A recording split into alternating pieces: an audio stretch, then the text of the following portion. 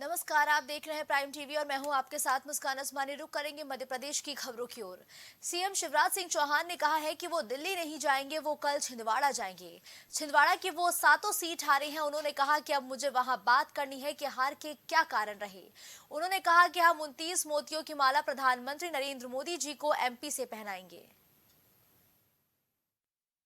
मैं दिल्ली नहीं जाऊंगा। कल मैं जा रहा हूं छिंदवाड़ा। यहाँ 7 विधानसभा की सीटें हम नहीं जीत पाए।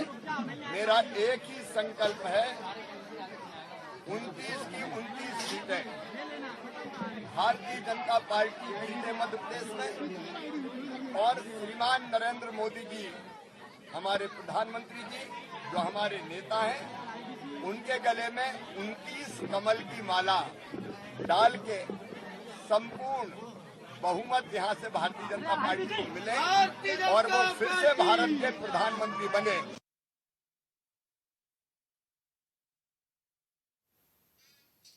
मध्य प्रदेश विधानसभा चुनाव में बीजेपी की प्रचंड जीत के बाद एक बार फिर सीएम शिवराज ने अपनी लाडली बहनों के लिए वीडियो संदेश जारी किया है, जिसमें उन्होंने प्रदेश की बहनों का आभार जताया है और उन्हें जीत का श्रेय देते हुए धन्यवाद दिया है। और जारी वीडियो में शिवराज सिंह ने कहा कि मेरी लाडली बहनों, आपने जो आशीर्वाद, स्नेह और प्रेम दिया वो अभूतपूर्व है। अभूतपूर्व समर्थन आपने दिया है। बहनों, मैं आपका आभारी हूँ। आपके भाई की सदैव ये कोशिश रहेगी कि आपकी जिंदगी में कोई कठिनाई ना रहे, कोई कांटा ना रहे। महिला सशक्तिकरण के लिए जब तक मेरी सांस रहेगी मैं काम करता रहूंगा। शिवराज ने कहा, मेरी बहनों, फिर से 10 तारीख आ रही है। लाडली बहन की राशि अब आपके खाते में फिर डाली जाएगी। उन्होंने कहा कि इसे बढ़ाते बढ़ाते 3000 तक ले जाएंगे। ये संकल्प हम पूरा करेंगे। मेरी लाडली बहनाओं, सत सत प्रणाम। आपने जो आशीर्वाद दिया, जो स्नेह दिया, जो प्रेम दिया, वो अद्भुत है। अभूतपूर्व समर्थन आपने दिया है। बहनों, मैं आभारी हूं। बहन भाई के पवित्र रिश्ते एक दूसरे के प्रति कर्तव्य का भान कराते हैं और आपके भाई की सदैव ये कोशिश रहेगी कि आपकी जिंदगी में कोई कठिनाई ना रहे, कोई कांटा ना रहे। महिला सशक्तिकरण के लिए जब तक मेरी सांस चलेगी मैं काम करता रहूंगा। मेरी बहनों, फिर से 10 तारीख आ रही है। लाडली बहना की राशि अब आपके खाते में फिर डाली जाएगी। और जो कहा है कि क्रमशः बढ़ाते बढ़ाते इसको 3000 तक ले जाएंगे, ये संकल्प पूरा करेंगे। आपकी जिंदगी खुशियों से भरी रहे, यही भाई की इच्छा है। खबर सागर से है, जहां 8 विधानसभाओं में से एकमात्र बीना विधानसभा सीट से कांग्रेस को 25 साल बाद जीत मिली है। नवनिर्वाचित विधायक निर्मला सप्रे ने आज विजय जुलूस निकाला, जो कटरा मंदिर से ढोल नगाड़ों के साथ शुरू हुआ और सैकड़ों की तादाद में कांग्रेस के नेता कार्यकर्ता इसमें शामिल हुए। 25 सालों बाद बीना में कांग्रेस की जीत से कार्यकर्ताओं में उत्साह है। भाजपा के महेश राय 10 वर्षों से बीना से विधायक थे, जिनको कांग्रेस की निर्मला सप्रे ने 5000 से ज्यादा मतों से पराजित किया है। और विजय जुलूस में कांग्रेस प्रत्याशी का फूल मालाओं से जगह जगह स्वागत किया गया और मिठाइयां खिलाकर शुभकामनाएं दी गई हैं।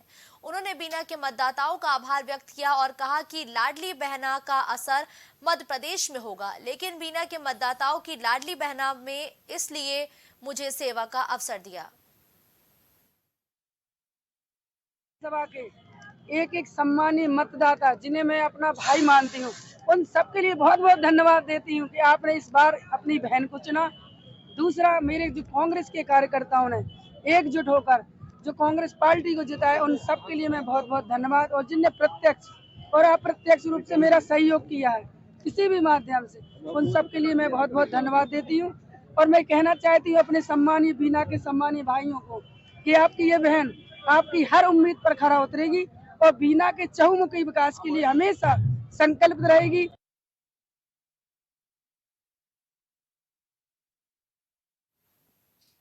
अगली खबर सागर से है, जहां 8 में से 7 सीटों पर बीजेपी ने जीत दर्ज की है। वहीं बीना से बीजेपी प्रत्याशी की हार हुई है। भाजपा प्रत्याशी महेश राय को हार का सामना करना पड़ा। महेश राय ने जिलाध्यक्ष गौरव सिरोठिया पर चुनाव हारने के आरोप लगाए हैं। वहीं जिलाध्यक्ष गौरव सिरोठिया का गृह नगर बीना है। महेश राय ने कहा कि ना ही जिलाध्यक्ष हमारे प्रचार में एक भी दिन आए और ना ही हमारे विधानसभा में मुख्यमंत्री को चुनावी रैलियां करने दी गई हैं। वहीं जिला संयोजक सोशल मीडिया प्रभारी अंशुल परिहार ने जिलाध्यक्ष का बचाव करते हुए पलटवार किया और सोशल मीडिया अकाउंट पर एक वीडियो डाला, जिसमें कहा गया है कि जिलाध्यक्ष सागर सांसद अंशुल परिहार खुद अनेकों कार्यकर्ताओं के साथ प्रचार करने उनकी विधानसभा जाते थे। हार के बाद महेश राय के समर्थक जिलाध्यक्ष के समर्थक आमने सामने देखे जा रहे हैं और सोशल मीडिया पर लगातार महेश राय पर जिला संयोजक सोशल मीडिया प्रभारी अंशुल परिहार द्वारा अभद्र टिप्पणी की जा रही है, जो अब चर्चा का विषय बनी हुई है। पार्टी बीना विधानसभा क्षेत्र से प्रत्याशी था और भारतीय जनता पार्टी के प्रत्याशी होने के नाते और हमारे साथी कार्यकर्ताओं के साथ में हमने हर प्रयास इस चुनाव को जीतने के लिए किया और बड़ी संख्या में जनमत भी मेरे साथ में था और लगभग 69-70 हजार वोट सम्मानीय मतदाताओं को बीना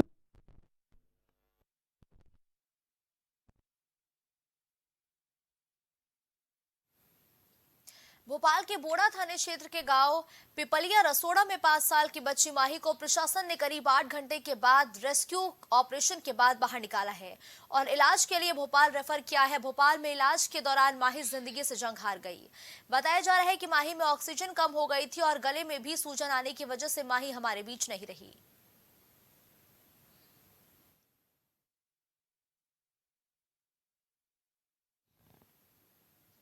खबर चौरई से है, जहां अनुसूचित जाति की बच्चियों को शिक्षा के लिए सरकार अरबों रुपए खर्च कर रही है।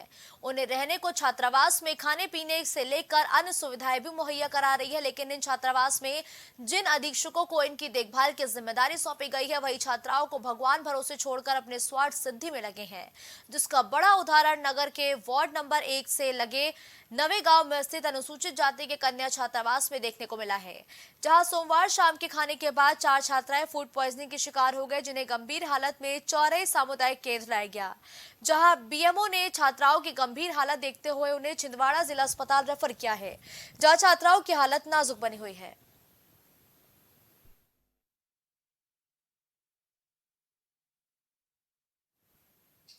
अगली खबर ग्वालियर से है, जहां यूनिवर्सिटी थाना इलाके में 65 वर्षीय बुजुर्ग ने घर में फांसी लगाकर आत्महत्या कर ली है। आत्महत्या की वजह पुलिस की प्रताड़ना बताई जा रही है। वहीं परिजनों ने इलाके के पुलिस पर मृतक को प्रताड़ित करने का आरोप लगाए हैं। दरअसल 65 वर्षीय सज्जाद खान ने घर में फांसी लगाकर आत्महत्या की और मामले की जानकारी तत्काल पुलिस को दी गई और मौके पर पहुंची यूनिवर्सिटी थाना पुलिस ने विवेचना शुरू कर दी है। परिजनों ने आरोप लगाया कि इलाके के पुलिस द्वारा बुजुर्ग को परेशान किया जाता था, जिसके कारण उसने आत्मघाती कदम उठाए। वही पुलिस अधीक्षक निरंजन शर्मा ने मृतक के परिजनों के आरोपों पर कहा कि बुजुर्ग का बेटा आमीन अपहरण के एक मामले में फरार है। इसके लिए पुलिस पूछताछ के लिए उनके यहां गई थी, लेकिन प्रताड़ना के आरोप पूरी तरीके से गलत है। विश्वविद्यालय में मर कायम कर लिया गया है। वो पुलिस यूनिवर्सिटी पुलिस द्वारा तत्काल वहाँ पे जाके मौके की प्राथमिक कार्रवाई की गई, पंचनामा बनाया गया और परिजनों का कथन लिया गया और मृतक का पीएम कराने के लिए पोस्टमार्टम के लिए भेजा गया। परिजनों का आरोप है कि पुलिस प्रताड़ित करती थी बुजुर्ग को, उसके बेटा के ऊपर कोई मामला दर्ज है? नहीं, ये कहना तो गलत है, क्योंकि उसका बेटा आमीन जो है उसके विरुद्ध धारा 363 का अपहरण का एक अपराध पंजीबद्ध।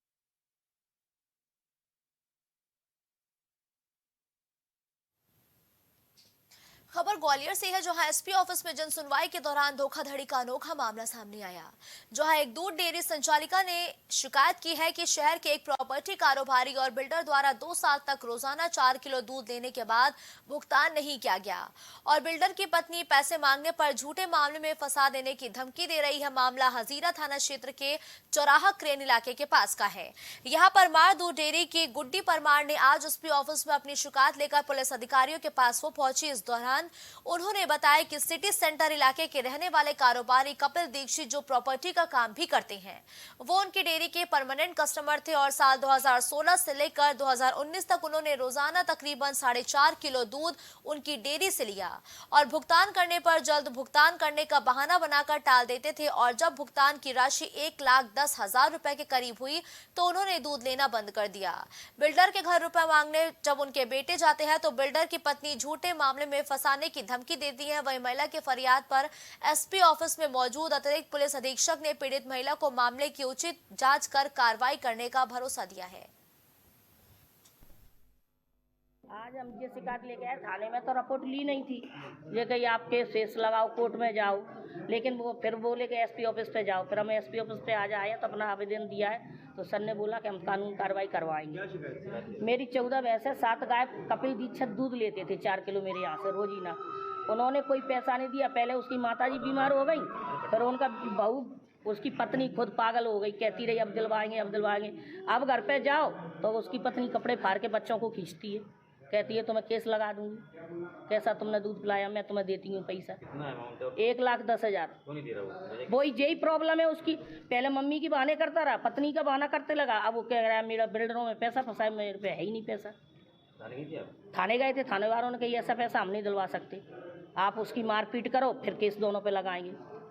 एक आवेदिका महिला ने जो है परमार डेयरी है उनकी, और एक कपिल दीक्षित करके जो व्यक्ति थे वो लगातार पुराने संबंध थे और लगातार उनसे दूध ले रहे थे, हिसाब भी करते रहते थे।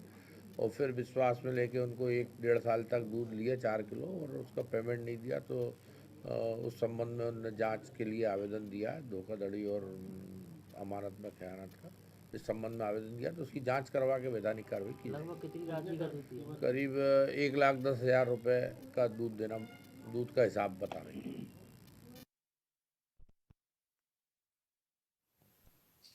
ग्वालियर के बनहेरी गांव के सरपंच विक्रम रावत हत्याकांड के मास्टरमाइंड 10,000 के इनामी को पुलिस ने मुंबई एयरपोर्ट से गिरफ्तार कर लिया है।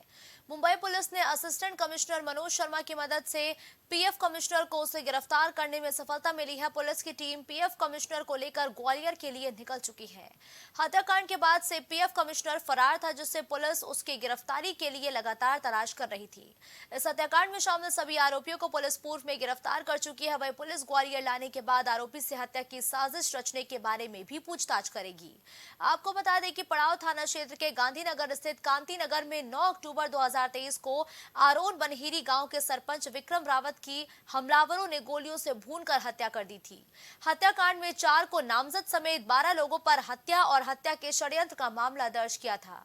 मुख्य आरोपी इंदौर के पीएफ कमिश्नर मुकेश रावत को बनाया गया था और सरपंच विक्रम रावत की हत्या के बाद उसके परिजन, समर्थक और अन्य लोगों ने बनहेरी गांव में जमकर उपद्रव कर 17 घरों में जमकर मारपीट, तोड़फोड़, आगजनी और लूटपाट भी की थी।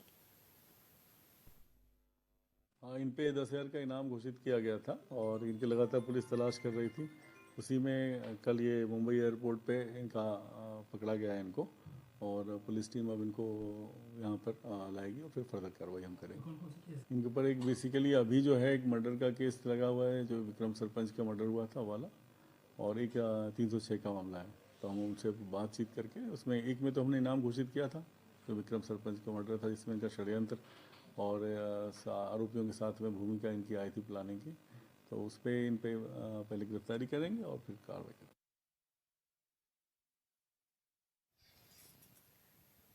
खबर मुरैना से है, जहां जिला चिकित्सालय के आसपास मेडिकल स्टोर पर फार्मासिस्ट उपलब्ध नहीं रहते हैं। सवाल पूछने पर वहां बैठे स्टाफ बहाने बनाते हैं। जब लाइसेंस पर सवाल किया जाता है तो लाइसेंस लॉकर में रखे होने की बात कहकर पल्ला झाड़ लेते हैं। वहां मौजूद लोग किसी भी सवाल का संतोषजनक जवाब नहीं दे पाते और प्रतिबंधित दवाओं की बिक्री भी कर रहे हैं। यही नहीं, मेडिकल स्टोर वाले सवाल पूछने वालों को धमकी तक देते हैं।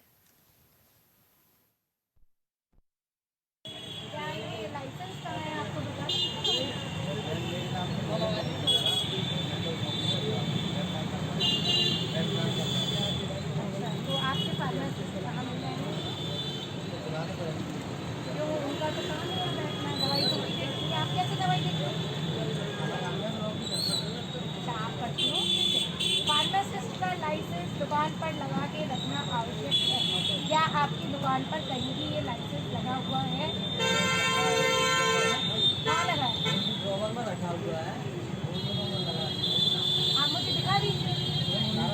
रहता है। नौकरी उन्हीं का है, उन्हें बुला लीजिए।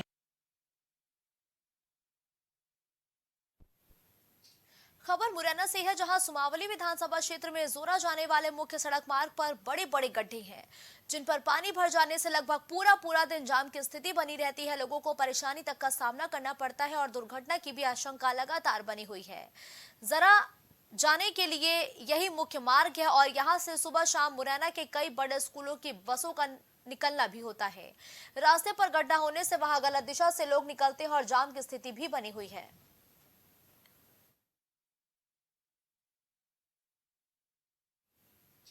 खबर ग्वालियर से है, जहां पुलिस ने डबरा देहात थाने में हुई लूट की घटना का 24 घंटे के अंदर ही खुलासा कर दिया है। लूट की ये कहानी पूरी तरीके से फर्जी निकली है और घटना में फरियादी ही मुजरिम निकला है। उसने अपने चाचा को फंसाने के लिए लूट की फर्जी कहानी लिखी थी। पुलिस ने आरोपी को गिरफ्तार कर लिया है। उसके कब्जे से 1,80,000 की मोटी रकम भी बरामद की है। आपको बता दें कि 5 दिसंबर को डबरा देहात थाने में करहिया रोड भितरवार के भगवान लाल मोदी ने लूट की रिपोर्ट दर्ज कराई थी कि 4 दिसंबर को डबरा मंडी से थाने धान बेचकर लौट रहा था तो महाकाल फैक्ट्री के सड़क किनारे एक लड़का लेटा हुआ था, जबकि 3 लड़के खड़े थे। पास में 2 मोटरसाइकिल खड़ी थी। एक लड़के ने हाथ का इशारा देकर भगवान लाल के ट्रैक्टर को रोका। उसी दौरान एक व्यक्ति ने भगवान लाल के पेट में कट्टा अड़ा दिया और दूसरे ने जेब में रखे 1,80,000 रुपए छीन लिए। धान मंडी से डबरा मंडी से धान बेचकर 1,80,000 रुपये 1,80,180 रुपये लेके निकलना बताया था कि अपने साथी के साथ में, और बताया था कि 4 लोगों ने बीच में उनको रोका और कट्टा अड़ा के पैसे छीन लिए। पुलिस ने जब ये सूचना मिली तो इसमें एडिशनल एसपी निरंजन शर्मा तो देहात देख रहे हैं और एसडीओपी डबरा उमेश गर्ग और टीए राजेंद्र परिहार और थाना डबरा देहात की टीम ये तत्काल मौके पे पहुंची थी और ये पूरे के पूरे पैसे फरियादी से ही जब्त हुए। उसने ट्रैक्टर ट्रॉली के टूल बॉक्स में छुपा के रखे थे और इस पर से ये पाया गया कि पूरी घटना झूठ थी और फरियादी ने पूछताछ में ये स्वीकार किया है कि वो अपने चाचा, जिससे 5 बीघा ज़मीन का विवाद चल रहा था, उसको फंसाने के लिए इसने ये लूट का अपराध कायम करवाया था और उसका बाद में ये था कि वो किसी तरीके से चाचा को बाद में बता के उस पर केस में उसको फंसवा देगा। तो एक अच्छा काम थाना डबरा देहात की पुलिस ने हमारे एसडीओपी डबरा उमेश गर्ग और एडिशनल एसपी निरंजन शर्मा के नेतृत्व में किया है। इस टीम को 5,000 का कैश रिवॉर्ड में देंगे और ये जो कार्रवाई इन्होंने झूठा प्रकरण पंजीबद्ध कराया उस पर कार्रवाई कराई। अगली खबर दमोह से है, जहां लगातार रफ्तार का कहर देखने को मिल रहा है।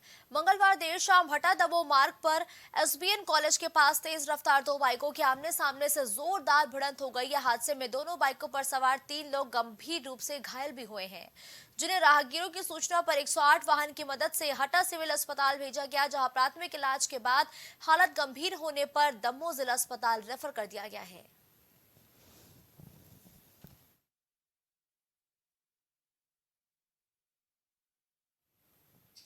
इस बुलेटिन में फिलहाल के लिए बस इतना ही। देश और दुनिया की तमाम बड़ी खबरों के लिए आप देखते रहिए प्राइम टीवी। कुछ भाव पुष्प